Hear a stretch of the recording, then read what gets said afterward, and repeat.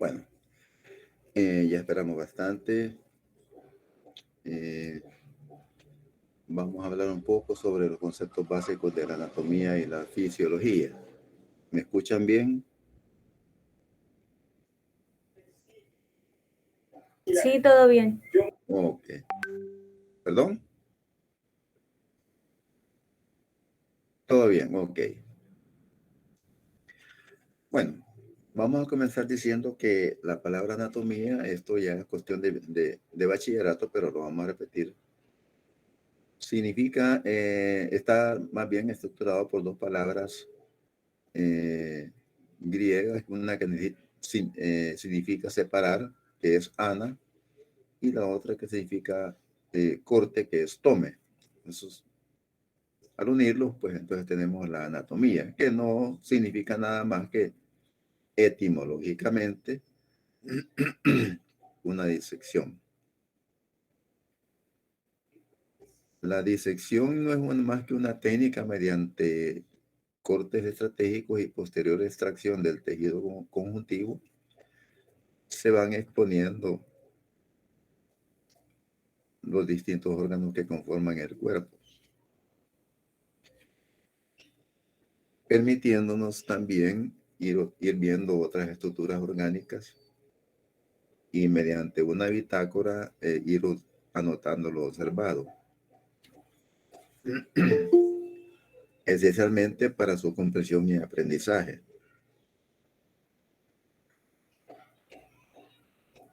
Es por ello que la disección es considerada como la madre de las técnicas anatómicas. No se le escucha muy bien, Lico. No me diga. Se le escucha a lo lejos. Qué raro.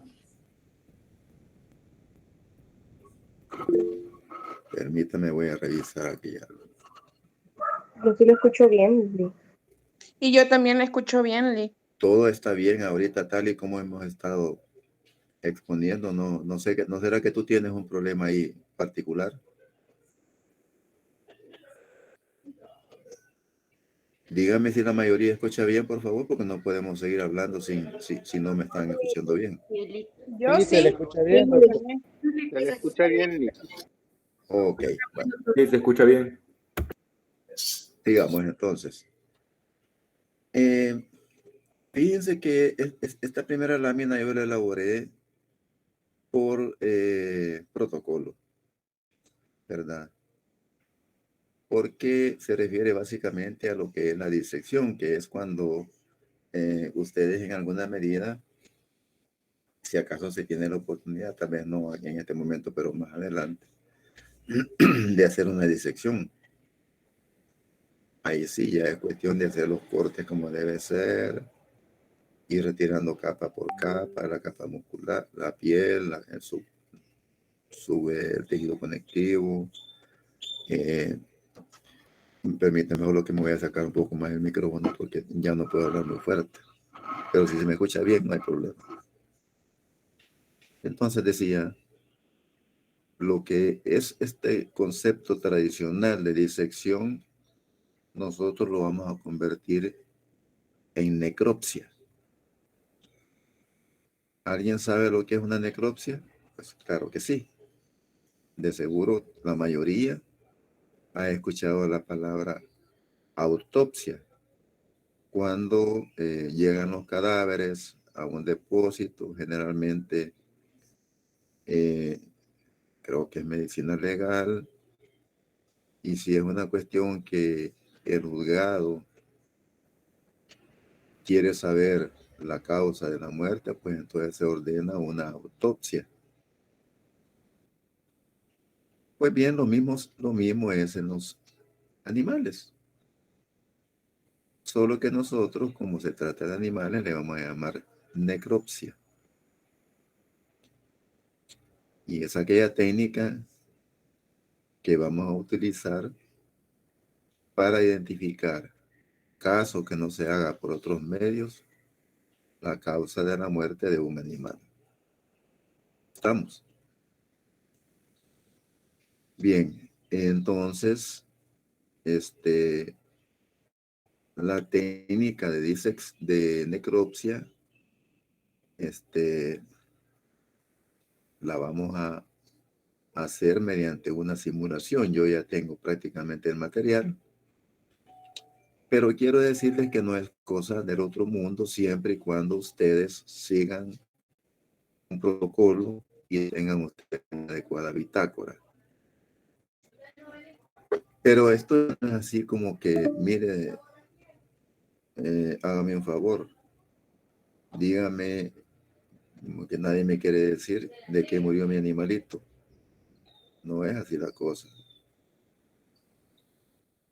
Yo no sé si en la primera clase les dije a ustedes que más de la mitad, 75%, casi el 80% del diagnóstico de una enfermedad, en este caso de una muerte, no lo da ni la necropsia ni lo dan los síntomas clínicos de un animalito, sino que lo da la historia clínica del paciente. Ya. Por eso les digo que ustedes deben de tener siempre una bitácora, porque ustedes van haciendo las preguntas. Discúlpenme.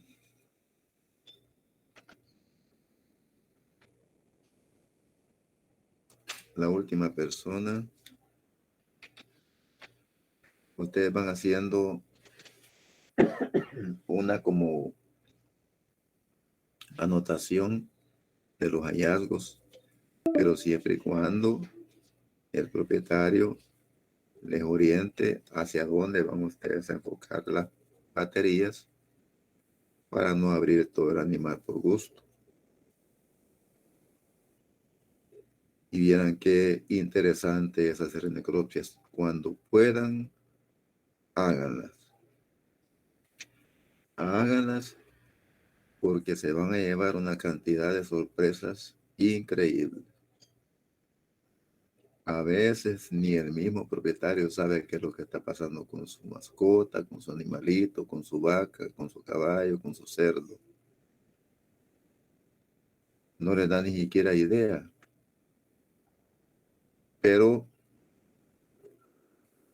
en alguna medida ustedes, por el proceso de la anamnesis, que de esa manera se conoce la historia clínica, anamnesis, van a tener una pequeña idea o gran idea, dependiendo de ustedes son acuciosos en hacerle las preguntas al propietario, porque vean, les voy a decir, de propietarios a propietarios hay una gran diferencia.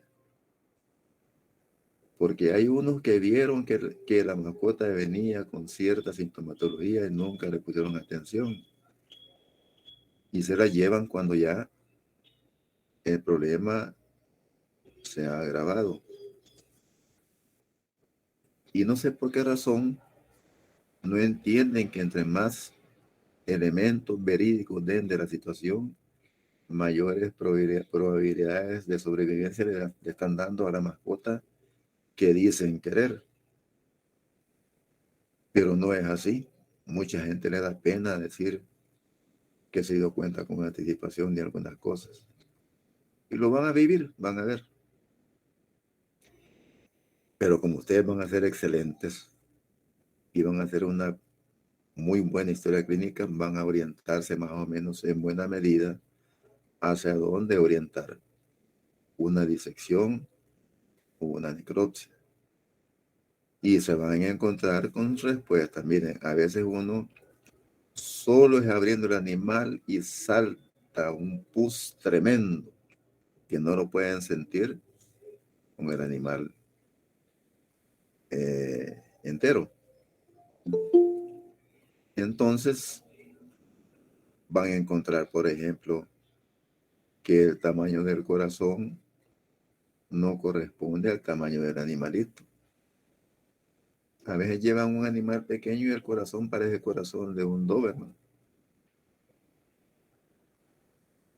O van a encontrar otro tipo de lesiones que las van a ver ustedes en patología. Realmente la veterinaria es una ciencia fascinante. Yo les recomendaría, les voy a pasar el link, más bien quizás sí, de una serie editada por médicos veterinarios españoles, pero el título es ¿Por qué estudié medicina veterinaria? Y realmente ellos todos manifiestan que al final de la carrera, perdón, han quedado fascinados. Porque a pesar del obstáculo de estar lidiando con diferentes especies, la gama de patologías con las que ustedes van a encontrarse es muy variada. Siguiendo con los términos generales, ¿por qué se estudia la anatomía y la fisiología juntas?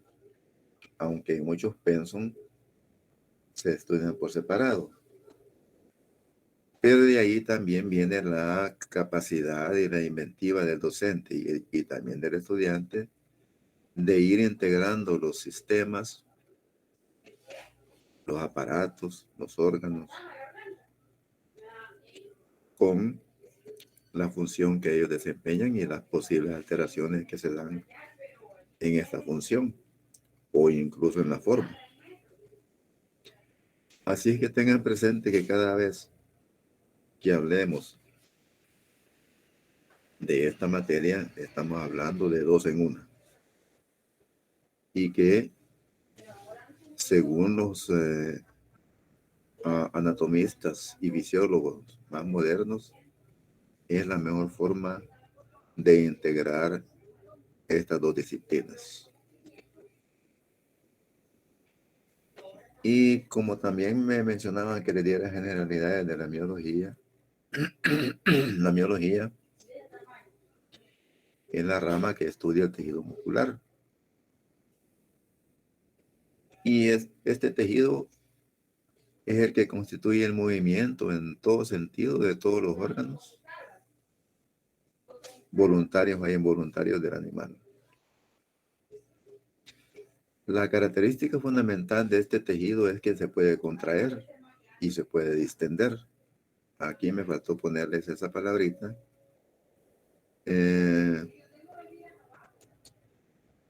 Pero es la capacidad de contracción y relajación de los tejidos. También tiene que ver con la posición del animal debido al tono muscular. Un animal que ha perdido el tono muscular, ¿cómo va a estar?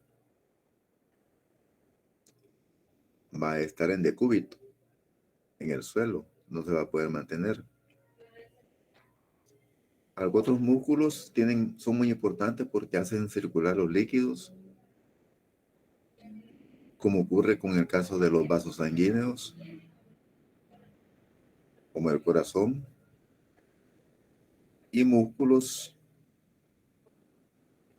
como el de la vejiga y otros tejidos lisos que son dirigidos y manejados por un sistema involuntario. Desde el principio les dije yo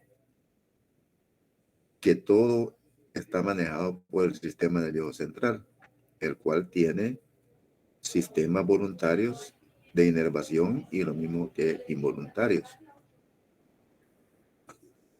Y otros que podrían hasta confundirse porque, por ejemplo, la respiración, fíjense, la respiración, yo puedo respirar y dejar de respirar cuando estoy despierto a la hora que yo quiera. Por supuesto, no llegar al punto de asfixiarme. Porque los músculos intercostales son voluntarios. Pero dentro de ellos corre también cierta inervación que procede del sistema simpático y parasimpático que maneja las contracciones de estos músculos de manera involuntaria. ¿Cuándo va a hacer esto? Cuando estamos dormidos. Imaginen que fuera voluntario y nos durmiéramos. Dios me libre. Las células que constituyen el tejido muscular son de diferentes tipos. Hay células alargadas, todas, generalmente casi todas, pero tienen anatómicamente una disposición diferente dependiendo del tejido en el que se encuentran. Independientemente de la estructura en la que se encuentren y de la forma que tengan, todos se llaman miocitos. Y tiene relación con otras estructuras como el tejido conectivo, el tejido graso, los nervios y también los vasos sanguíneos. En los animales domésticos, dependiendo de la especie, podemos encontrar aproximadamente hasta 400 músculos. Yo estuve leyendo en la mañana que en el humano hasta se reportan entre 780 y 800 músculos. Vean ustedes la cantidad de músculos, pero como somos pragmáticos, vamos a ver solamente aquellos músculos que tienen que ver con los procesos patológicos más frecuentes y fundamentalmente con aquellos músculos que tienen que ver con procesos de reproducción y producción. Pero en primera instancia, aquellos que tienen que ver con el mantenimiento de la vida, sean voluntarios o involuntarios. Entonces, tenemos tres tipos de tejido. El tejido muscular liso, que es involuntario, produce movimientos que son básicos para el desplazamiento de fluidos, de las heces fecales, ¿verdad? De la orina, etcétera. Tenemos el músculo estriado que puede dividirse en voluntario e involuntario. El involuntario es el que está en el corazón. Este músculo es el músculo más fuerte que se encuentra en el organismo, pues tiene la capacidad de contraerse y expandirse de manera pausada,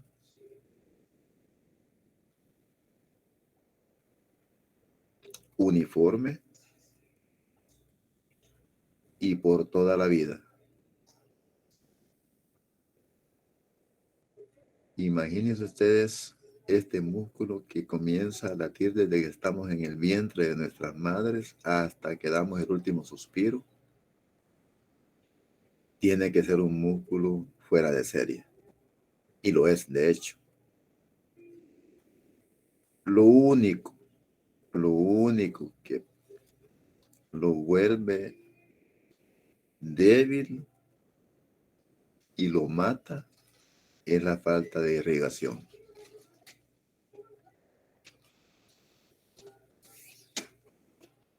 Eso ya ustedes perfectamente bien lo saben.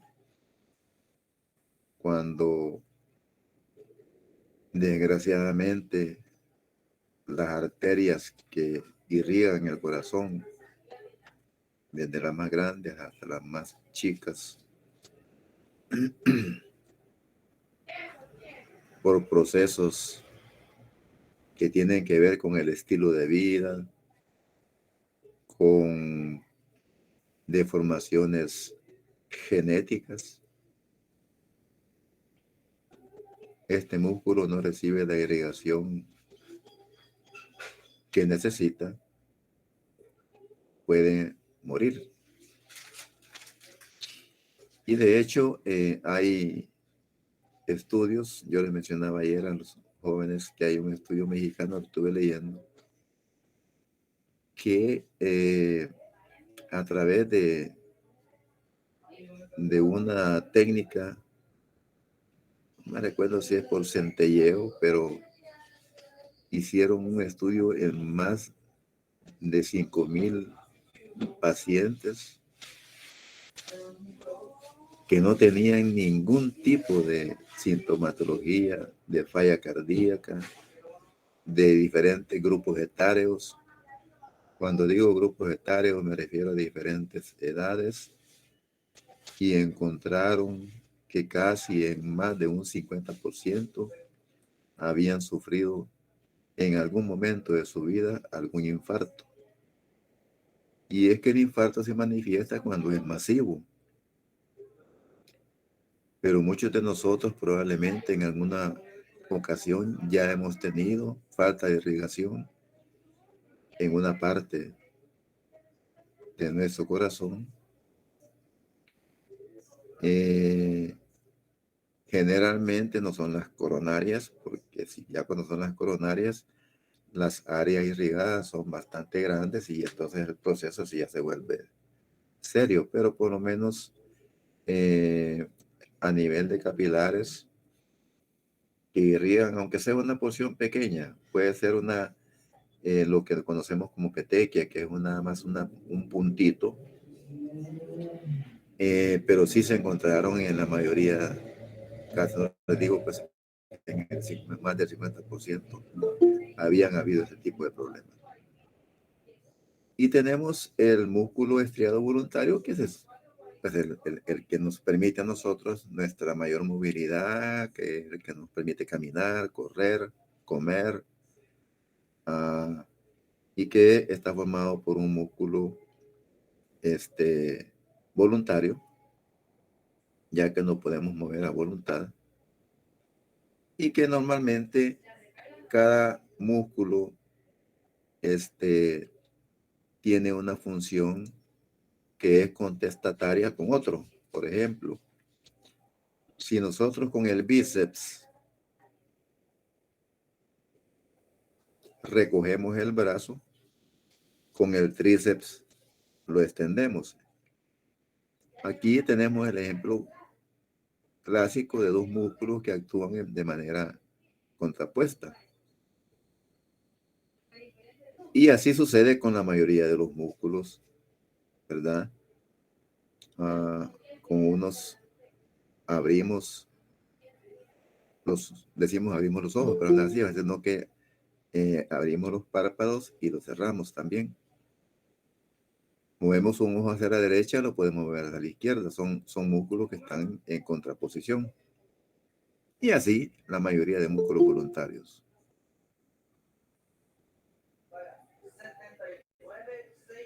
Aquí solamente es un breve pasón por el tipo de músculo. Vean ustedes el músculo esquelético. Prácticamente están totalmente unidos formando paquetes, ¿verdad? Y como les decía, perdón, el esquelético. Y como les decía, hay músculos contestatarios. Y si ustedes pueden observar, como son voluntarios, tienen la posibilidad de recibir mayores estímulos y mayores respuestas. Siendo entonces que estas fibras musculares son multinucleadas. Eso significa que generan mucha energía y que consumen también mucha energía, ¿verdad? Si ustedes se dedican a hacer ejercicio, se van a dar cuenta que en un momento dado se cansan. Y es porque la energía que mueve los músculos puede llegar a consumirse. Generalmente se conoce como glicógeno. Es un azúcar. Entonces está mediado este movimiento también fisiológicamente por la producción de energía a través de un ciclo que yo recuerdo que fue de lo más difícil que vi en fisiología y en química, que se conoce como el ciclo de Krebs, que permanentemente está generando energía para poder mantener el movimiento, pero existen también situaciones en las cuales se consume glicógeno si no se están ingiriendo los nutrientes necesarios como para mantener el tono de estos músculos. Ya les he hablado del tono. El músculo cardíaco, sí son fibras musculares uninucleadas que como les decía, tienen la propiedad de destenderse y contraerse de manera pausada, cosa que no lo hace el, el músculo esquelético, si es que nosotros no lo hacemos de manera voluntaria. Usted puede extender sus brazos de manera rápida o lenta. Si va en bicicleta puede ir contrayendo y extendiendo también con bastante frecuencia. Pero no es el caso del músculo cardíaco, que tiene precisamente una cantidad específica de movimientos que es normal, y que si nos salimos de esos parámetros, que son en términos generales con pocas variaciones, entre 40 y 70 palpitaciones por minuto. Si nos salimos de esos parámetros, entonces ya estamos ante dos situaciones: o una taquicardia o una bradicardia fisiológica, o una taquicardia o una bradicardia patológica. ¿Qué es taquicardia? Es el aumento en la frecuencia con que el corazón palpita más arriba de lo normal. ¿Y qué es bradicardia? Cuando el corazón palpita de una manera tan lenta que se sale de lo normal. Puede ser también fisiológico, que es muy raro, y generalmente es más patológico.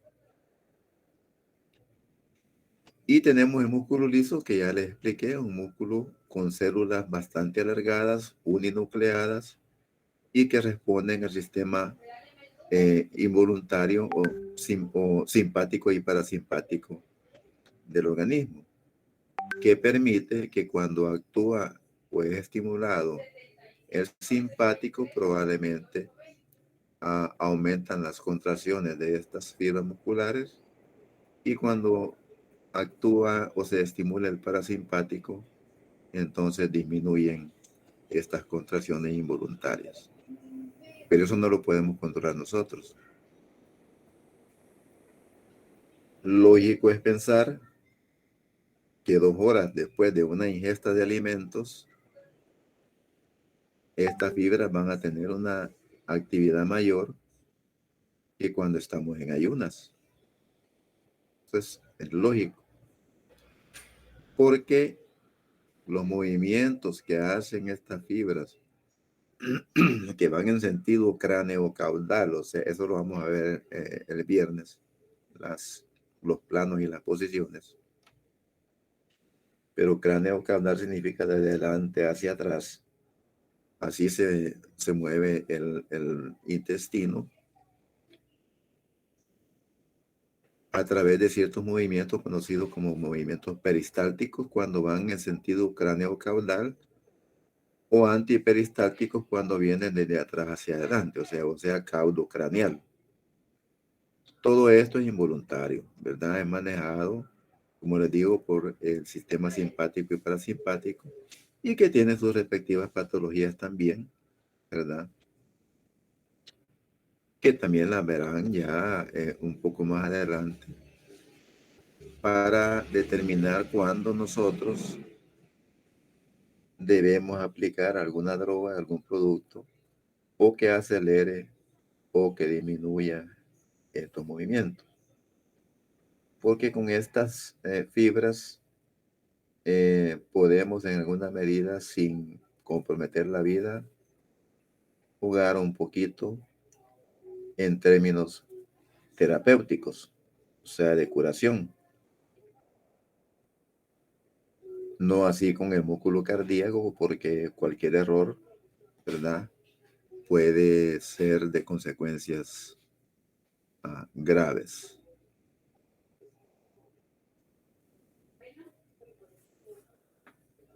Vean qué belleza de esta musculatura, es de las más bellas del caballo cuando se quematiza,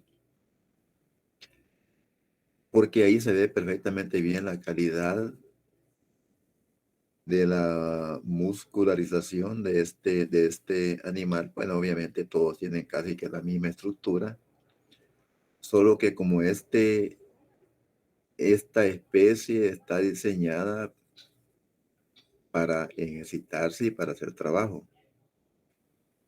Entonces sus músculos están más desarrollados. Aquí están los nombres, pero eso lo vamos a ver cuando veamos ya de manera específica los músculos. No los vamos a ver todos, sino que lo que tengan importancia para que ustedes, por ejemplo, apliquen algún tipo de procedimiento. Solo quería hacer énfasis en que vean las patas prácticamente terminan siendo tendinosas. Hay más tendones que músculo, porque son animales que están hechos para esforzar en gran medida estas porciones de las extremidades, tanto anteriores como posteriores, que no van a sufrir lo que sufren los otros músculos cuando hay una depresión, o sea, cuando hay un gasto excesivo de glicógeno. El problema es cuando hay lesiones en estas partes, ya que animales de alto valor, millones pueden ser,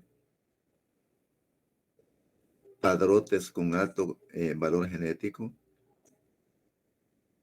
pueden ser eliminados por el simple hecho de que aquí ya no van a servir como originalmente estaba dispuesto.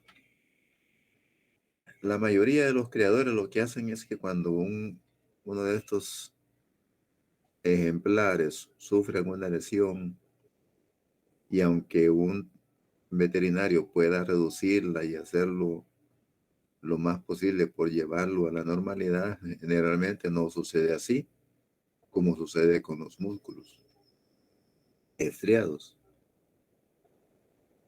que generalmente sufren rupturas cuando hay un ejercicio extremo, pero con reposo, con los cuidados necesarios, puede llegar a restablecerse completamente. No es este el caso. Pero la mayoría lo que hace es que cuando son animales de alto valor, los curan y los dejan para reproductores. También tenemos como un ejemplo nada más para que vean el sistema tegumentario. El sistema tegumentario es el sistema más grande del organismo, ya que es el que cubre todo el cuerpo y está diseñado para ejercer varias funciones, pero creo que la más importante, pues obviamente es mantener la estructura del organismo. La otra es regular la temperatura del cuerpo. Es muy importante en virtud de que en la dermis podemos encontrar, como ustedes pueden ver, folículos pilosos y glándulas sudoríparas, a través de las cuales se elimina el sudor, que sirve para enfriar el cuerpo. Y estas que son los folículos pilosos, a su alrededor están también rodeados de músculo liso, que es involuntario. Ustedes pueden recordar una frase, y yo se las de ellas también a sus compañeros, que dicen: miren, se me puso la piel de gallina o se me erizó el pelo cuando tienen algún susto. Es por eso, ¿verdad? Porque los organismos, cuando tienen algún susto, tienden a contraer el músculo liso, y este músculo liso lo que hace es hacer que el pelo adquiera una mayor consistencia y se vea como que se le paró el pelo. Pero no es más que una reacción adrenérgica que se traduce en la contracción de estos músculos. Lo mismo sucede con las glándulas sudoríparas, ¿verdad? Cuando tenemos alguna preocupación o algún susto, bueno, no dejamos de sudar un poquito. Y y es importante conocer la estructura del tegumento porque muchas veces tenemos necesidad de hacer bloqueos que tienen que ser a determinada altura. Cuando hablo de bloqueo me refiero a bloqueos anestésicos. Aquí lo vemos un poco más en detalle, ¿verdad? La complejidad del sistema tegumentario, que quiero también adelantarles que no solamente está a nivel externo del organismo, sino que también hay órganos internos que están recubiertos por tejido tegumentario también. Entonces, solo lo ponía como a guisa de ejemplo para que vean realmente lo importante que es integrar lo que es la estructura, o sea, la forma con la función, ¿verdad? En algunos animales incluso es la única forma en que pueden eliminar el sudor, la lengua, por ejemplo, en algunas especies, sobre todo en los perros, porque ellos carecen de esto, de glándulas sudoríparas, o las tienen afuncionales. ¿Cuál es la importancia entonces de la anatomía?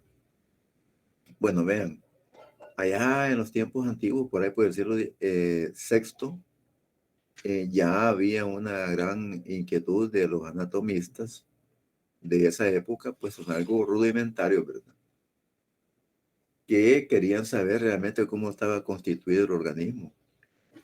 Pero como diseccionar cuerpo humano era prohibido, ellos supusieron que algunos animales podían tener la misma estructura que el humano. Y comenzaron experimentando con el cerdo, y de ahí se derivó una gran cantidad de conocimientos que a la fecha todavía son, imagínense, son aplicables, tanto en medicina como en cirugía, y que han dado las bases para desarrollar otras ciencias. Imagínense la fisiología, la cirugía. Bueno, ¿cómo vamos a nosotros hacer una cirugía si no conocemos la anatomía? Y la semiología en cuanto a qué manifestaciones pueden haber para que nosotros podamos orientar algún tipo de problemática que tenga un determinado individuo. La terapéutica, pues terapéutica es fundamental. También eso es el tratamiento, ¿verdad? Y otras ramas de la medicina que han sido como resultado de los estudios que se han llevado a cabo desde los primeros anatomistas, imagínense, del siglo sexto. Hoy en día ya no, ¿verdad? Hoy en día incluso hay hasta simuladores, ¿verdad? Hay ¿cómo se llama? Estructuras hechas tridimensionalmente para que ustedes puedan ir haciendo los estudios por capas, puedan armar y desarmar, y también lo pueden hacer de manera virtual a través de simuladores.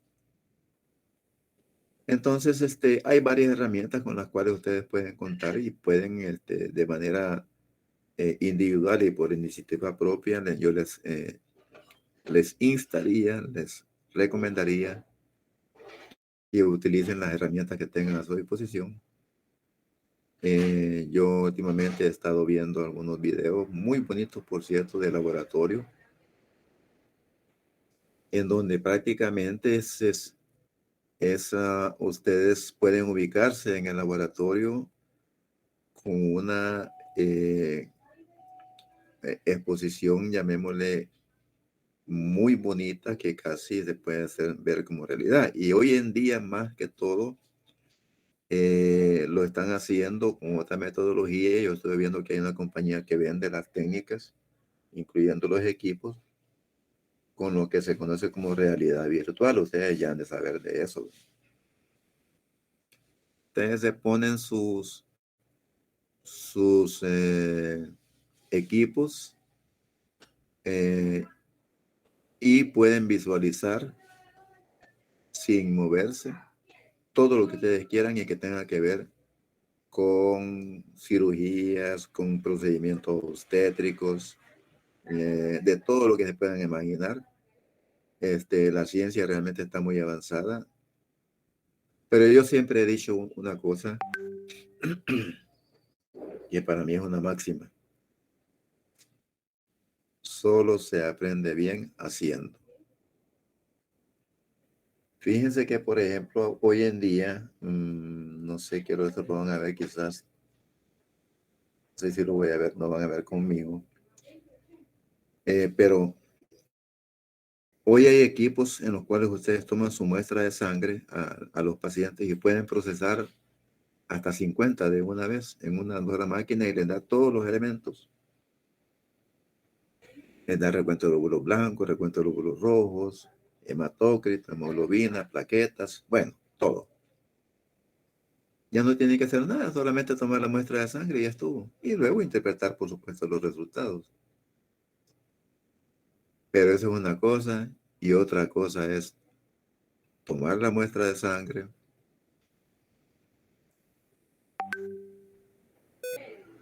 y hacer los procesos tal y como se hacen en el laboratorio de manera práctica. Porque es la única forma en que realmente usted va a poder entender lo que es un hemograma completo, su interpretación. Le van a proporcionar, bueno, yo tengo los hemocitómetros en los cuales ustedes manualmente con un contómetro hacen el conteo de glóbulos blancos, de glóbulos rojos, eosinófilos, neutrófilos. En fin, a lo que me refiero es que hay que hacerlo primero manualmente. Ya después, yo no veo ningún problema en que ustedes procesen 200, 500, 1000 muestras en un aparato, pero ustedes ya saben de qué están hablando. No estoy diciendo esto porque no me parezca la tecnología, sino que creo yo que primero, antes de aplicar esto, debemos de saber de dónde viene. Es como cuando una señora tiene que darle indicaciones a una ayudante. Si no lo sabe hacer ella, no lo va a poder recomendar. La evaluación semiológica. Fíjense que esto es importante, esta materia, porque en el diario proceder de ustedes van a tener necesidad de conocer muchas cosas, ¿verdad? En primer lugar, entender que hay anatomía topográfica, o sea, que por regiones. Incluso hay una topografía que es sistemática y que hay que relacionarlas para poder entender muy bien los procesos, cómo podemos nosotros hacer un examen de un individuo aplicando diferentes técnicas que tengan que ver, las que no son invasivas y las invasivas. Pero, por ejemplo, las técnicas que no son invasivas, palpación. Ustedes pueden, mediante una palpación de un ganglio linfático, identificar si está infartado. En el caso de los ganglios, cuando se inflaman, se conocen como infartados. Pueden detectar si hay una infección en un determinado órgano, sabiendo que ese nódulo linfático es el que filtra la linfa que procede de determinada región o determinado órgano. Entonces hay que saberlo para ubicar dónde está esa infección y ahí establecer o enfilar el procedimiento terapéutico. La auscultación. ¿Qué es la auscultación? Bueno, tomar su estetoscopio y escuchar diferentes sonidos en el interior del cuerpo del individuo. Generalmente lo hacemos con los pulmones, con el corazón, con el abdomen, ¿verdad? Y Y la percusión, que no es más que con experiencia, ustedes al hacer percusión, o sea, al colocar ustedes sus dedos y darle golpecitos, digamos así desde afuera, van a saber más o menos cuál es el sonido normal de un órgano hueco. Si ustedes escuchan otro tipo de respuesta o de sonido, de vibración, algo, un sonido apagado, por ejemplo, ya no es de un órgano hueco que esté de verdad hueco, ya hay un acúmulo de líquidos. Es decir, hay tantas aplicaciones de métodos que no son invasivos, o sea que no hay necesidad de entrar al cuerpo del individuo para poder hacer algún diagnóstico. Pero quizás más delicado es cuando hay procesos invasivos, como por ejemplo la trocarización. Miren, se llama así porque se ocupa un aparato que se llama trocar. Y eso lo van a ver ustedes con bastante frecuencia en el campo, en rumiantes, sobre todo en bovinos. Son aquellos animales que lo llaman y le dicen, mire, tengo un problema con una vaca, está tirada y está más inflada que una vejiga. ¿Qué puedo hacer? Ya se está muriendo. Ustedes saben perfectamente bien la anatomía de un rumiante. Van a encontrar que generalmente el rumen, por ciertas prácticas alimenticias, porque hubo un vólvulo que impidió que siguiera el alimento su trayecto normal, pero fundamentalmente cuando el ganado ingiere alimentos que son altamente fermentados, en el rumen se produce una cantidad de gas increíble y eso puede matar a un animal. Generalmente, cuando nos llaman ya están postrados. Pero también quiero comentarles que es una de las formas con las cuales ustedes pueden impresionar de una manera pero increíble a un ganadero. Simple y sencillamente ustedes llevan su trocar, que no es más que una especie como de varilla hueca con punta en bisel, y ustedes ubican la porción superior del rumen, hacen una pequeña depilación en forma circular si pueden, si no, pues solamente depilan, desinfectan y por supuesto con el trocar ya estéril le dan unos 2 o 3 golpes por encima en la piel, apuntando hacia el rumen para penetrar hasta allí. Y entonces van a ver que eso se va a desinflar como les decía yo a sus compañeros, como que fuera una vejiga. Inmediatamente se levanta el animal y sale corriendo. Y eso el ganadero lo deja impresionado. Hay muchos procedimientos con los cuales ustedes pueden impresionar con una sola acción que tomen. Por eso, está la anécdota del mecánico que llegó a echar a andar una gran fábrica con solo apretar un tornillo y mover una pieza, porque ninguno de los ingenieros lo había podido hacer.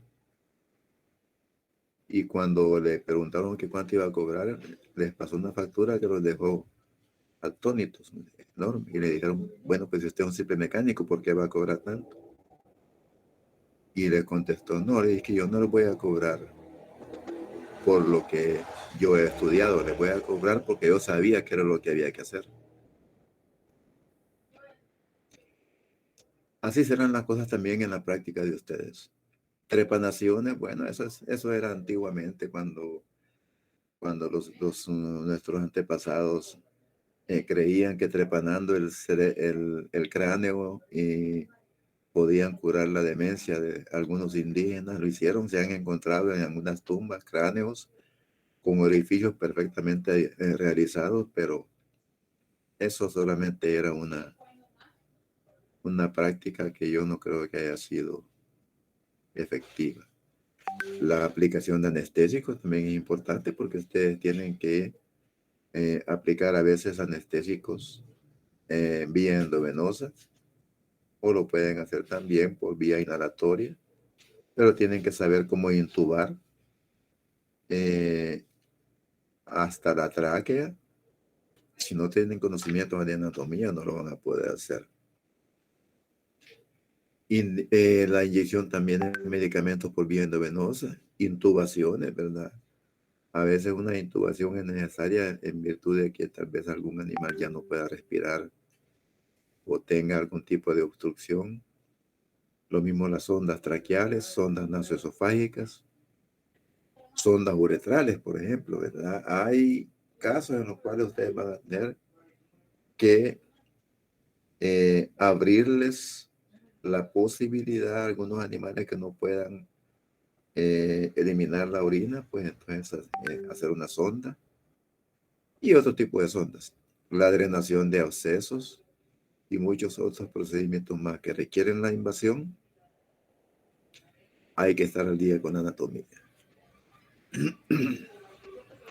Aquí una lámina donde están más o menos los conceptos básicos de lo que es una sonda nasofaríngea que prácticamente ha sido diseñada para los equinos,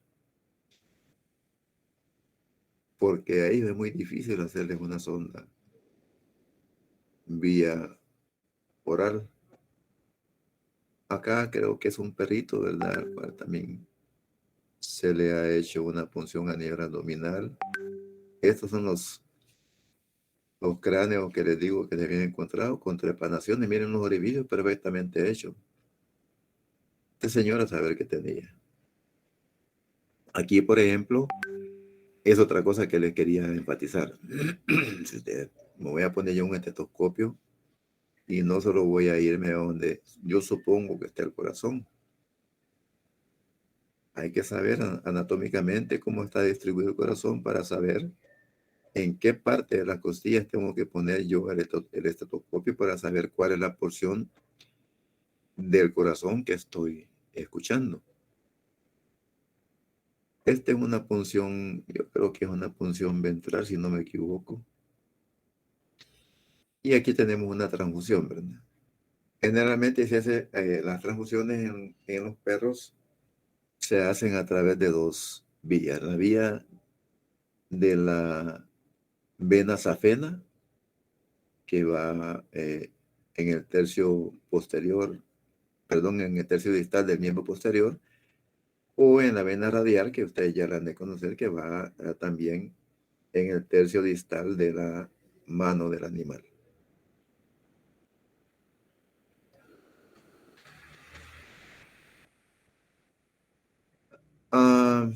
Esto ya es una parte que la vamos a dejar para el viernes, porque quiero que pongamos un poco de énfasis, no solamente en la parte médica, porque ustedes van a ser también zootecnistas, y les voy a decir la anatomía y la fisiología para efectos de la práctica en zootecnia, en producción y en reproducción es fundamental, porque la mayoría de los problemas que se presentan en ganado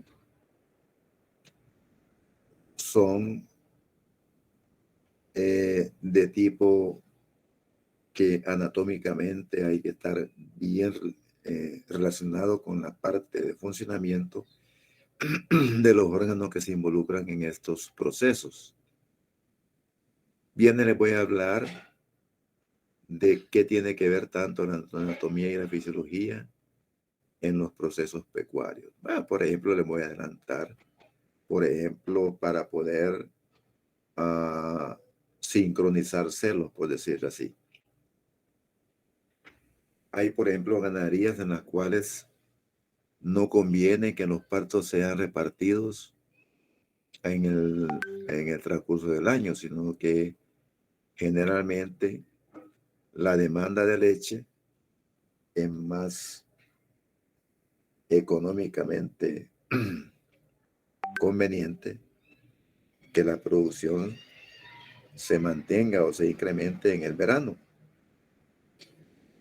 porque es cuando más escasea. Pero si ustedes hacen mediante una sincronización de celos que las vacas se preñen y paran a la entrada del verano, entonces van a obtener mejores ganancias.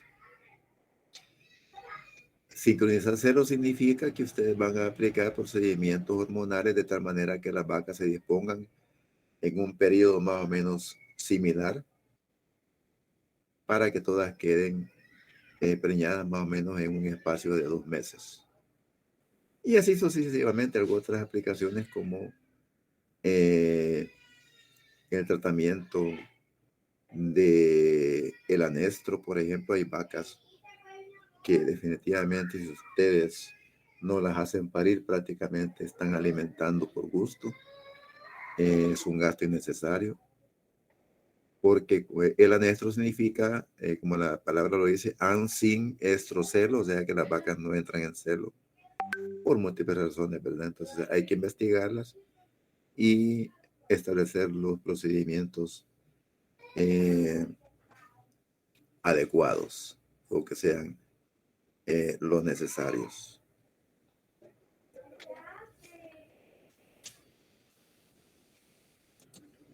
Así es que hasta aquí llegamos.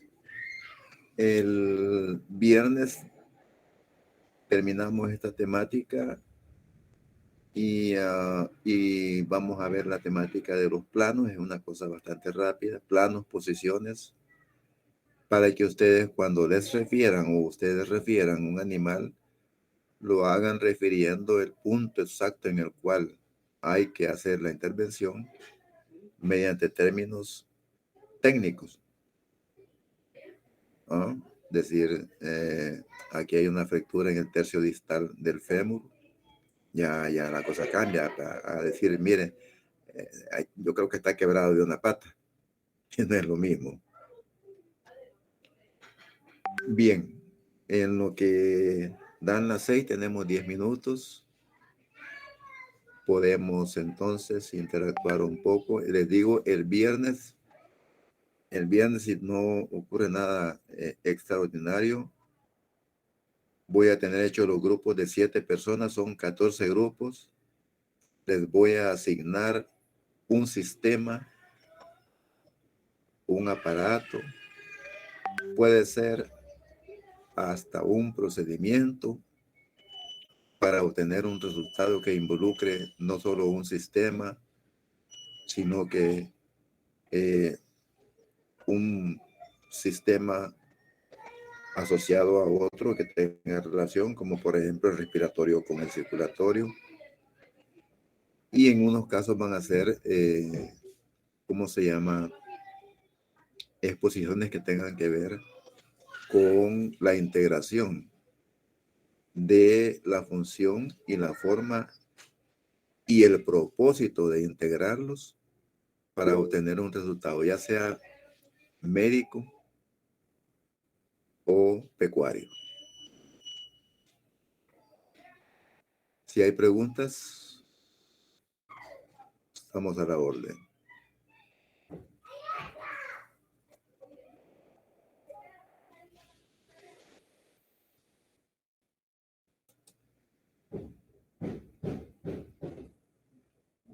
¿No hay?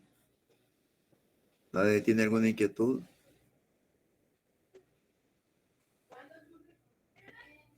¿Me escuchan? Sí, doctor. Me parece que dijo que en los animales domésticos encontramos aproximadamente 400 músculos. ¿Sí? ¿A qué animales podríamos referirnos cuando decimos animales No, domésticos? normalmente cuando hablamos de animales nos referimos a la mayoría de los domésticos. Ok, ok.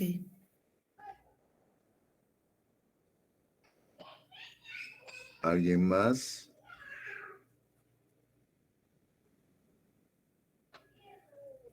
Diego, hoy no vas a preguntar. Bueno, solo siendo como un hincapié, entonces usted haría los grupos y usted daría, digamos, por decirlo así, el tema, digamos, para así como cada sistema que usted dijo. Sí, o sea que como les expliqué, como el lunes yo les pregunté, realmente fue una pregunta fuera del lugar porque normalmente cuando ya se conocen sí pueden hacerlo por afinidad. Ujú. Pero alguien me dijo, y tiene razón, pues verdad, ustedes apenas se están conociendo, entiendo. Tal vez algunos se conocerán, pero no todos. Entonces no se puede hacer por afinidad. Entonces, ¿qué me va a tocar a mí ser aquí como tomar la iniciativa? No sé si hay alguna otra sugerencia, pero yo creo que es lo más conveniente y hacerlo como hemos hecho los grupos, ¿verdad? 7 por apellido, 7 por apellido, 7 por apellido, hasta juntar 14 grupos y 14 temas. El mismo viernes les daré la dinámica y cuáles van a ser los criterios de evaluación, porque ustedes tienen que estar enterados de qué es lo que se les va a evaluar, el valor de cada uno de los criterios. Por ponerles un ejemplo, calidad de la información recabada, calidad de la exposición y claridad, respuestas apropiadas a las preguntas de sus compañeros, interés, interés también por el desarrollo del trabajo. Y creo que son como unos 2 criterios más, los cuales tienen su ponderación y así, así serán evaluados. Y espero que no sean intervenciones demasiado largas. Yo les voy a poner el tiempo porque con tanto compañero, no podemos tardar mucho para poder evacuar por lo menos siquiera unos 4 grupos en cada sesión.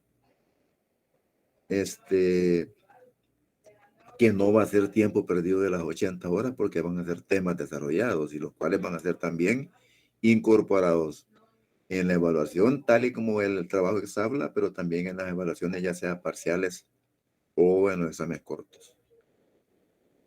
Ok. Y por Todo el material, perdón, disculpe, así como en los exámenes cortos serían a través de una plataforma, ¿verdad? a eso iba. Me quitaste la palabra. En realidad ahorita estoy viendo cuál va a ser la plataforma que vamos a utilizar para, ¿cómo se llama? Enviarle yo, por ejemplo, en el caso de los exámenes parciales, a una, ¿cómo se llama? Un examen diseñado para ser respondido en determinado tiempo y con determinadas características. Les voy a decir algo y no es para que se preocupen más de la cuenta. Hay diferentes modos de evaluación, pero a mí me gusta uno, ojalá a ustedes no les disguste, puedo recibir sugerencias. En un examen, por ejemplo, yo puedo poner, póngale 20 preguntas y les voy a poner 4 respuestas, entre las cuales va a estar la correcta. Entonces, ustedes me van a responder solamente aquellas en las cuales estén al 100% seguros que esa es la respuesta correcta. ¿Por qué? Las malas van a ser restadas de las buenas. Así es que en muchos casos es mejor, si no estás seguro, no contestar, porque esas van a ser respuestas que van a contar si están seguros. Esa es una dinámica que yo siempre he empleado con mis estudiantes porque eso los hace realmente estar seguros. Y esta es una rama de la medicina, como la humana, en la cual ustedes no pueden cavilar. Van a hacer aquello de lo que estén seguros. No es como hacíamos los exámenes en bachillerato de Tim Marín y Dopingüe. No. Pero en todo caso es una propuesta. Voy a recibir, ahí tienen ustedes las plataformas, sugerencias, ¿verdad? de, ¿cómo se llama? La forma en que podemos también hacer, si no van a hacer todas así, por lo menos cómo hacer otras evaluaciones. Pero fíjese que las recomendaciones ahora más modernas es esa, sobre todo en este tipo de carreras, porque usted cuando tenga un paciente enfrente no va a poder escoger entre 4 opciones, usted va a ir por lo seguro. Pero es una forma mía de estimular la acuciosidad, la responsabilidad y quizás sobre todo la honestidad cuando uno va a decir o a dar una recomendación. Yo sé que todos tenemos nuestros valores, pero nunca se deja de aprender. Así es que no es para que se preocupen porque no es mi intención lesionarlos en cuanto a castigarlos porque no dijeron la respuesta correcta, sino que a premiarlos porque sí la dijeron. Y hay otros métodos también, ¿verdad? Ustedes pueden sugerir. Yo estoy evaluando entre 3 o 4 métodos para hacer la evaluación de los parciales. Ahora los cortos van a ser los tradicionales, ¿verdad? Generalmente a mí no me gusta, igual por la característica de la carrera, no me gusta, digámosle, hacer preguntas abiertas, de respuesta múltiple, sino que aquellas en las cuales fácilmente ustedes me van a dar una respuesta concreta, ¿verdad? Sin tantas palabras. Por decir un ejemplo, dígame por qué el sistema nervioso está inervado el folículo piloso. Una pregunta sencilla que ustedes deben saber. O por qué hormona sexual está estimulado toda la manifestación del celo en los animales. Fácil, solo va a ser una palabra: estrógenos. O sea, no es cosa del otro mundo. Pero sí hay unas evaluaciones en las cuales el material es tan fácil que ustedes no van a tener problema en escoger la perfecta entre otras opciones. No sé cuál es la opinión de ustedes. Me la pueden hacer llegar por WhatsApp. Me la pueden decir el viernes, porque vamos a tener una hora de discusión para ver lo de los trabajos exaulas, los criterios de evaluación, cuándo se va a presentar, y otros detalles también muy importantes que tienen que ver con los laboratorios, porque quiero adelantarles que hay mucha dificultad para hacer laboratorios presenciales. Yo voy a hacer todo el esfuerzo, ¿verdad? Y espero también que ustedes me acompañen en ese esfuerzo, porque a lo que me refiero es a que si lo logramos hacer, que respondan y le den la atención adecuada a esos laboratorios, porque tenemos dos dificultades, ¿verdad? Los laboratorios no están diseñados para este tipo de prácticas y lastimosamente todavía no hemos salido de la pandemia, de tal manera que vamos a tener que hacerlo con ciertas limitaciones también. Bueno, sí, eso iba a comentarle de que, bueno, siento que debido a toda la pandemia no podemos hacer mucho así, como laboratorio, como se dice, ¿verdad? Pero para aprender siento que la gana, ¿verdad? Entonces, pues, yo siento que con los laboratorios siento que sí, con unos pocos que hagamos, siento, como le decía la anterior vez, podemos reforzar un poquito la teoría, ¿verdad? No, claro que vamos a hacer el intento de hacer por lo menos, aunque sea unos poquitos, unos 4 o 5, pero básicamente eso va a depender de las facilidades que se encuentren a nivel de laboratorio, aunque yo realmente no puedo dejar de decir la verdad, o sea, no puedo mentir. A mí las autoridades, fundamentalmente la encargada del vicedecanato, ha sido muy abierta y me ha ofrecido toda la colaboración que puedan darme para que ustedes tengan algunas prácticas presenciales. Por parte de ella está a la mejor disposición, y también del decano. Él me dijo que en cuanto a los viajes que yo les había propuesto para el campo experimental de la Universidad de San Salvador, que él iba a hacer también las gestiones para ver de qué manera podíamos ir a hacer, aunque sea cosas sencillísimas, pero que sin hacerlas no las vamos a aprender. Y ahí en situ, yo voy a aprovechar el tiempo para que ustedes aprendan lo más que se pueda. Así es que por parte de las autoridades, e incluso del licenciado Linares, también se puso a la disposición, ¿verdad? Toda vez que realmente los materiales disponibles, me refiero más que todo a cristalería y equipo, estén disponibles. Porque en cuanto a los materiales, soluciones y otras cosas que nosotros podemos conseguir, pues no le veo ningún problema. Así es que espero que todos colaboremos para que con algún grado de éxito terminemos este curso aprendiendo lo más que se pueda.